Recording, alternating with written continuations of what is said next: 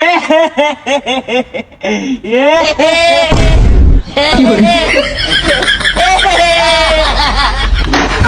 no, no, no.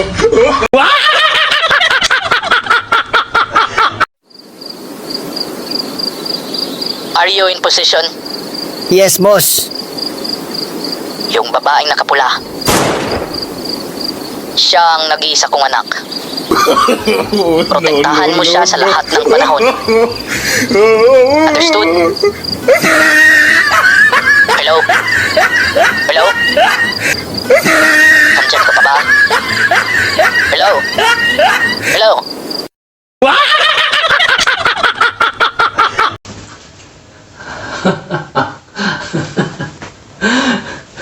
Basahin mo ito, Mr. Guys, oh. Nakakatawa, oh. Iyon. Ba. Ba. Ano ba yan? Huwag na nga. Kung ganyan naman eh, bukas ko pa matatawa yan eh. Ito na nga, binabasa na nga eh. Ito na nga, ako na lang.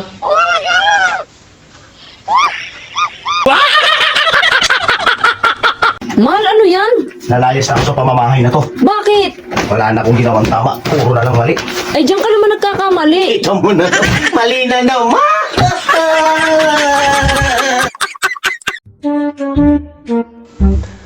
Mr. Guys, kinuha mo ba yung wallet ko? Hindi ah. Mamatay? Oo, promise.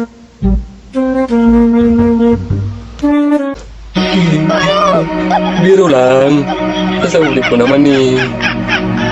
Sorry na, please.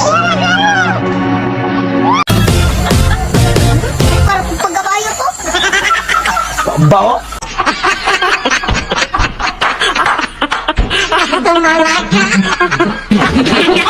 Kung lalagi ang ganyan, ikaw ay walang pupuntahan. Ay, nako. Sakit ng ulo ko. Parang binibiyak. Ako nga rin eh. No, no, no. Masakit na ang biyak. Parang yung ulo. Ayaw, di ba?